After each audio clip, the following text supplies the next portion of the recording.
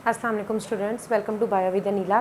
Class 10 का topic जो आज मेरी हम इस वीडियो में डिस्कस करेंगे that is human nervous system. Basically हम लोग थर्ड चैप्टर डिस्कस करें कोऑर्डिनेशन एंड कंट्रोल का, जिसमें आपके पास हम लोगों ने अभी तक डिस्कस किया कि कितने तरह के कोऑर्डिनेशन है और फिर इसके बाद कोऑर्डिनेटेड एक्शन को भी हम लोगों ने डिस्कस किया। आज का जो हमारा टॉपिक है that is human nervous system. पढ़ते हैं, स्टार्ट करते हैं। बिस्मिल्लाहिर्रहमानिर्रहीम। ह्यूमन नर्वस सिस्टम या जो इंसानी नर्वस सिस्टम है, बेसिकली ये दो तरह के सिस्टम्स पर जो है वो मुश्तमिल है। Human nervous system is basically made up of two types of system. एक है हमारे पास सेंट्रल नर्वस सिस्टम और एक है हमारे पास peripheral nervous system.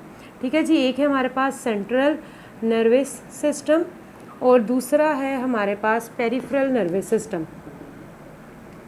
Peripheral nervous system, central nervous system की अगर आप एब्रीवेशन लिखें तो इसको हम लोग CNS लिख सकते हैं, जबकि पेरिफेरल नर्वस सिस्टम की अगर आप एब्रीवेशन लिखोगे तो ये हमारे पास PNS है।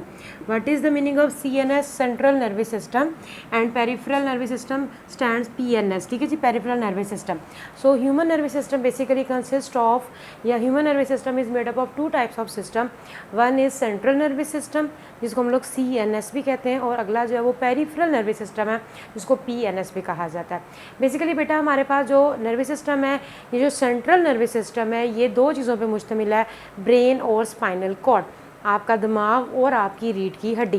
ठीक है जी, तो हमारे पास क्या है, सेंट्रल नर्वस सिस्टम में कौन सी दो चीज़ें आ जाती हैं? ब्रेन आ जाता है और हमारा जो है वो स्पाइनल कॉर्ड आ जाता है। ठीक है, तो पेरिफेरल नर्वस सिस्टम क्या है?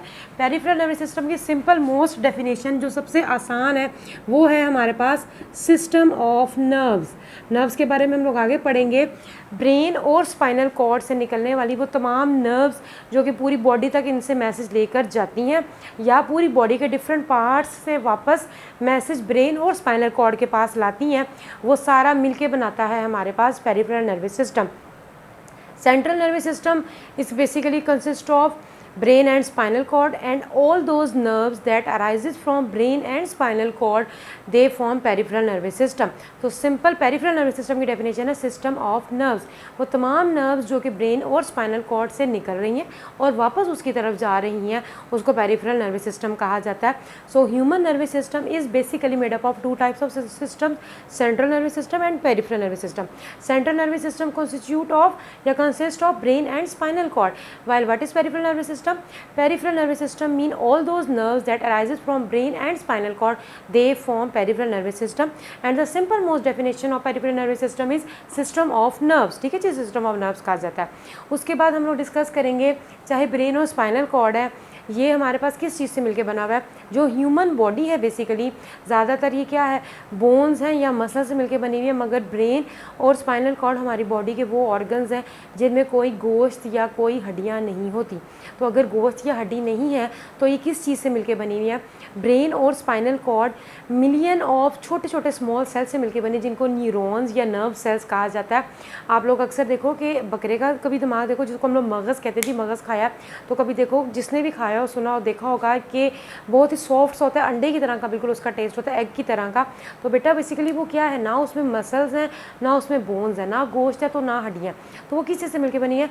वो हमारे पास लाखों की तादाद में जो है ब्रेन के स्पेशल सेल्स होते हैं जिनको न्यूरॉन या नर्व सेल्स कहा जाता है, तो उससे मिलके ब्रेन और स्पाइनल कॉर्ड मिलके बना है। तो आपके जो ब्रेन और स्पाइनल कॉर्ड का स्ट्रक्चरल और फंक्शनल यूनिट है वो न्यूरॉन है। स्ट्रक्चर का मतलब है कि बनाया भी इन्होंने ब्रेन और स्पाइनल कॉर्ड का, और फंक्शन भी जो है वो ये करें। तो structural and functional unit of your brain and spinal cord is special type of cell that is known as neurons, या इनको हम लोग कहते हैं नर्व सेल्स। न्यूरॉन या नर्व सेल्स इनको कहा जाता है। प्लस बेटा ये सिर्फ खाली अकेले ये सेल्स नहीं है, इनके साथ हमारे पास हेल्पिंग सेल्स होते हैं जिनको न्यूरोग्लियल सेल कहा जाता है। Neuroglial cells are also known as helping cells या supporting cells that are actually supporting your neurons and nerve cells। तो neuroglial cell प्लस न्यूरॉन से मिलके आपका ब्रेन और स्पाइनल कॉर्ड जो है, या ह्यूमन बॉडी का ब्रेन और स्पाइनल कॉर्ड जो है वो बना हुआ है। ठीक है जी, अभी तक हम लोगों ने types of nervous system discuss कर लिए, उसके बाद फंक्शनल और स्ट्रक्चरल यूनिट डिस्कस किए जो कि हमारे पास न्यूरॉन है। तो अब हम लोग क्या डिस्कस करने लगे? Structure of a neuron. Okay, I hope कि आप लोगों को यहाँ तक जो है वो समझ आ गया होगा टॉपिक। अब हम लोग ज़रा सा न्यूरॉन का स्ट्रक्चर डिस्कस करते हैं।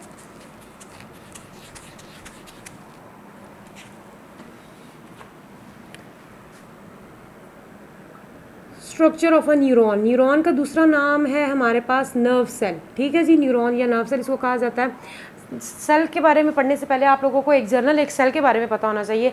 सेल क्या होता है, हमारे पास लिविंग बॉडी जो है वो सेल से ही मिलकर बनी हुई है। आउटर मोस्ट बाउंड्री होती है जिसको सेल मेम्ब्रेन कहा जाता है, जिसके अंदर जेली लाइक मटेरियल होता है जिसको साइटोप्लाज्म कहते हैं, और सेंटर में उसके न्यूक्लियस होता है। एक सेल की यही बेसिक 3 चीज़ें होती है ना, 9th में आप लोग वैसे पढ़ के आए हो बच्चों कि ये हमारे पास क्या है, सेल मेम्ब्रेन होती है, ये जो बीच वाला पोर्शन होता है लिक्विडी पोर्शन इसको साइटोप्लाज्म कहते हैं, और सेंटर में जो होता है visible part that is your nucleus. हमारे पास ये एक सेल है बेसिकली। अगर सेल देखना हो तो मैं मोस्टली वीडियोज़ में बच्चों को बताती हूँ कि आप एग का एक अंडा देख लीजिए, वो विजिबल सेल है, उसके शेल को छोड़ दीजिए जो कि कैल्शियम से मिलकर बना हुआ है, उसके अंदर एक रबरी लाइक सी मटेरियल होती है, मेम्ब्रेन होती है जो कि सेल मेम्ब्रेन है। उसके अंदर आपको जो उसका एग वाइट नज़र आता है वो साइटोप्लाज्म होता है, और जो योग नज़र आती है वो बेसिकली क्या है, न्यूक्लियस है, ठीक है। तो एक विजिबल एग आप लोग क्लियर जो है वो देख सकते हो। तो क्योंकि हमारे पास नर्व सेल, ये न्यूरॉन भी एक सेल है, तो ये भी हमारे पास आउटर मोस्ट इनकी जो बाउंड्री होगी वो किससे मिलकर बनी हुई है, सेल मेम्ब्रेन है। अगर हम इसकी लेबलिंग करें तो जो इसकी बाउंड्री है वो हमारे पास सेल मेम्ब्रेन है। उसके बाद सेम इसके अंदर जो बाकी वाला पोर्शन है उसको हम लोग क्या कहते हैं, साइटोप्लाज्म, और सेंटर में इसके हमारे पास क्या होता है, न्यूक्लियस होता है, ठीक है जी। ये 3 चीज़ हो गई। तो बेटा अब इसमें फ़र्क क्या है, ये इनका और आम सेल का ये फ़र्क है कि इनके सेल मेम्ब्रेन के अंदर से छोटी छोटी सी एक्सटेंशंस निकल रही होती हैं जिनको हम लोग कहते हैं डेंड्राइट्स।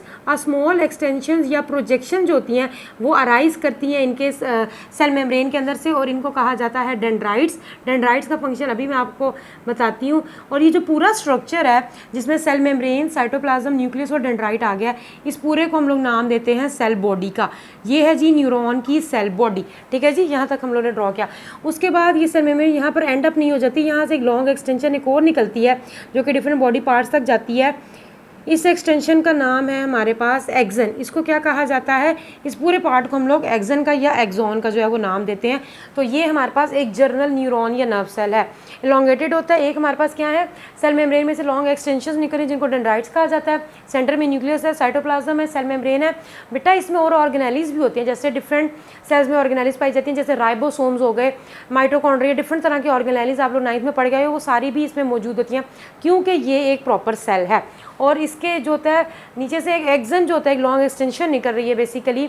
डेंड्राइट्स का क्या काम होता है, डेंड्राइट्स का ये काम होता है कि ये मैसेज को जो है वो सेल मेम्ब्रेन की तरफ लेकर आते हैं, और एक्सन जो होते हैं वो सेल मेम्ब्रेन से अवे जो होता है वो मैसेज को लेकर जाते हैं। क्या मैसेज होता है वो भी हम डिस्कस करते हैं।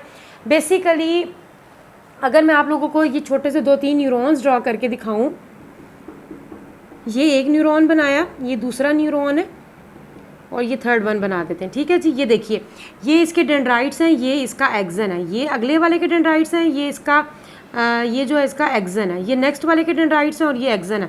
तो बेटा देखिए कि पहले वाले का जो एक्सन है वो दूसरे वाले के डेंड्राइट्स के साथ जो होता है वो अटैच होता है, ऐसा ही है ना।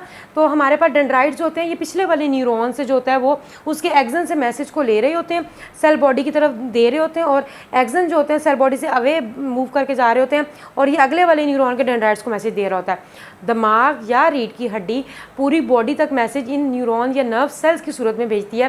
तो ये न्यूरॉन और नर्व सेल्स आपस में एक दूसरे से इंटरकनेक्टेड होते हैं। एक न्यूरॉन का एक्सन अगले वाले न्यूरॉन के डेंड्राइट्स के जरिए अटैच होता है। तो डेंड्राइट्स जो होती हैं वो पिछले वाले न्यूरॉन से मैसेज जो लेकर थे वो सेल बॉडी को दे रही होती हैं, और एक्सन जो होता है वो सेल बॉडी से मैसेज लेके अगले वाले न्यूरॉन के डेंड्राइट को दे रहा होता है, ठीक है जी। अब वो मैसेज क्या होता है, वो मैसेज होता है नर्व इम्पल्स। नर्व इम्पल्स वो मैसेज है, एक इलेक्ट्रोकेमिकल चेंज है जो कि आपकी बॉडी में हो रही होती है, जिसके ज़रिए ब्रेन बॉडी से मैसेज को ले भी रहा होता है और बॉडी को दे भी रहा होता है। हमारे पास याद रखिए ब्रेन और स्पाइनल कॉर्ड बॉडी तक मैसेज जिस सूरत में देते हैं वो हमारे पास न्यूरॉन या नर्व इम्पल्स है, और बॉडी से वापस मैसेज भी नर्व इम्पल्स की सूरत में आ रहा होता है। क्या है हमारे पास, नर्व इम्पल्स। ये बेसिकली बेटा एक इलेक्ट्रोकेमिकल चेंज होती है, चार्जेस का एक्सचेंज होता है। फर्स्ट या सेकंड में जाके आप लोग इंशाल्लाह पढ़ोगे। सोडियम और पोटाशियम आइंस होते हैं, वो इन और आउट जो होते हैं वो मूव करते हैं, जिसकी वजह से आइंस का जब एक्सचेंज होता है तो एक करंट की लहर या एक लहर कह लो या एक करंट जो ट्रैवल करता है सिंपल अल्फाज में आप समझ लो कि एक हल्का सा करंट होता है जो कि बेसिकली एक न्यूरॉन से दूसरे न्यूरॉन से मैसेज मूव करता है, जिसकी वजह से जो होता है वो ब्रेन से बॉडी में मैसेज आता है। अक्सर आपने देखा होगा कि जो लोग मेंटली तौर पे थोड़े से सिक हो जाते हैं उनको हल्का सा जो होता है वो करंट का या इलेक्ट्रिकल शॉक दिया जाता है, ताकि उनके जो न्यूरॉन्स जो कि काम नहीं कर रहे, जो कि नर्व इम्पल्स को ट्रांसमिट नहीं कर रहे, वो दोबारा से उस नर्व इम्पल्स को ट्रांसमिट करना शुरू कर दें।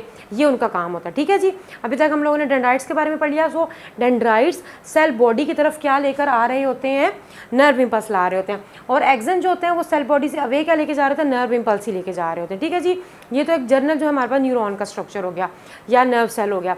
अब हम लोगों ने डिस्कस किया न्यूरोग्लियल सेल। न्यूरोग्लियल या हेल्पिंग सेल जो कि न्यूरॉन को सपोर्ट कर रहे होते हैं या किसी हद तक उसको प्रोटेक्शन भी दे रहे होते हैं। तो हमारे पास अगर हम यहाँ पर ड्रॉ करें तो स्पेशल सेल्स होते हैं जो कि एक्सन के ऊपर होते हैं, और इन सेल्स को कहा जाता है श्वान सेल्स। इन सेल्स का क्या नाम है, इनको कहा जाता है जी श्वान सेल्स। ये बेसिकली हमारे पास क्या है, न्यूरोग्लियल या हेल्पिंग सेल्स हैं। और ये जो श्वान सेल्स होते हैं इनकी प्रेजेंस की वजह से इन एक्सन के ऊपर एक शीट सी अपीयर हो जाती है जिसको माइलिन शीट कहा जाता है। ये इंसुलेटर का काम करती है। ये जो शीट मैंने आप लोगों को बना के दिखाई है ये हमारे पास क्या है, इसको कहा जाता है माइलिन शीट। ठीक है जी, तो ये बेसिकली एक और क्या है कि एक्सन के ऊपर स्पेशल हेल्पिंग सेल्स हैं जिनको श्वान सेल्स कहते हैं, और इनकी प्रेजेंस से एक शीट अपीयर हो जाती है जिसको माइलिन शीट कहा जाता है। और ऐसे न्यूरॉन्स जिसके ऊपर माइलिन शीट होती है उनको माइलिनेटेड न्यूरॉन्स कहा जाता है। कुछ ऐसे भी न्यूरॉन्स हैं जैसे ये मैंने बनाए हैं, इनके ऊपर माइलिन शीट नहीं है, तो ये नॉन माइलिनेटेड न्यूरॉन है। पेपर में अगर डिफरेंस आ जाता है what is the difference between myelinated and non myelinated neuron, तो पता होना चाहिए ऐसे न्यूरॉन्स जिनके ऊपर माइलिन शीट होती है उनको माइलिनेटेड न्यूरॉन कहा जाता है, और ऐसे न्यूरॉन जिनके ऊपर माइलिन शीट नहीं होती उनको नॉन माइलिनेटेड न्यूरॉन्स जो है वो कहा जाता है। ठीक है जी, अब जो माइलिनेटेड न्यूरॉन्स होते हैं ये नर्व इम्पल्स को ट्रांसमिट नहीं करते। क्यों नहीं करते, क्योंकि बेटा ये इंसुलेटर का काम कर रहे होते हैं। तो इस केस में जहाँ पर श्वान सेल्स आपस में एक दूसरे से अटैच होते हैं, यहाँ पर एक जंक्शन बन जाती है जिसको कहा जाता है node of Ranvier. Node of Ranvier, ठीक है जी, ये वो नोड है या वो जंक्शन है जो दो श्वान सेल्स के बीच में है। तो इस केस में जिसमें के माइलिनेटेड न्यूरॉन्स होते हैं, नर्व इम्पल्स ट्रांसमिट नहीं हो सकता, तो जो नर्व इम्पल्स है वो जंप करके फ्रॉम नोड टू नोड वो जंप करके जाता है, और ऐसी तमाम जंपिंग इम्पल्सिस को सल्टेटरी इम्पल्सिस कहा जाता है। The jumping impulses are known as saltatory impulses. What are jumping impulses? Basically nerve impulse ही है, मगर माइलिनेटेड न्यूरॉन में माइलिन शीट क्योंकि इंसुलेटर का काम कर रही है तो नर्व इम्पल्स एक्सन के लॉन्ग ट्रैवल नहीं कर सकती, तो वो जंप करके जो होता है वो एक नोड से दूसरे नोड से, दूसरे नोड से तीसरे नोड पे। और बेटा जो जंपिंग इम्पल्सेस होती हैं ज़्यादा फास्ट होती हैं। जैसे आप पैदल जा रहे हो तो ज़रा स्लो स्लो चलोगे, जंप करके जाओगे तो ज़्यादा जल्दी पहुँच जाओगे। इसी तरह ये जो जंपिंग इम्पल्सेस होती हैं ये ज़रा फास्ट होती हैं। इसका मतलब है कि ऐसे न्यूरॉन जिन पे माइलिनेटेड या माइलिन शीट होती है या माइलिनेटेड न्यूरॉन्स होते हैं वो जो होते हैं वो ज़्यादा फास्ट होते हैं। क्यों? क्योंकि उनमें सल्टेटरी इम्पल्सेस होती है, जंपिंग इम्पल्सेस होते हैं। पेपर में अक्सर डेफिनेशन आ जाती है डिफाइन सल्टेटरी इम्पल्सेस। तो सल्टेटरी इम्पल्सेस का आपको पता होना चाहिए कि माइलिनेटेड न्यूरॉन्स के ऊपर जो होता है वो हमारे पास नोड्स ऑफ रेनवियर मौजूद होते हैं जहाँ पर कि नर्व इम्पल्स जो होती है वो जंप करके जाती है। तो ये बेसिकली हमारे पास क्या होती है, नोड ऑफ रेनवियर है जहाँ पे कि नर्व इम्पल्स जो है वो ट्रांसमिट हो रही है। ये हम लोगों ने जनरली जो है स्ट्रक्चर ऑफ ए न्यूरॉन जो वो डिस्कस किया। इंशाल्लाह हम लोग नेक्स्ट वीडियो में टाइप्स ऑफ न्यूरॉन डिस्कस करेंगे। आई होप कि आप लोगों को आज का टॉपिक समझ आ गया होगा। नेक्स्ट वीडियो तक लिए अल्लाह हाफिज़, दुआ में याद रखिएगा।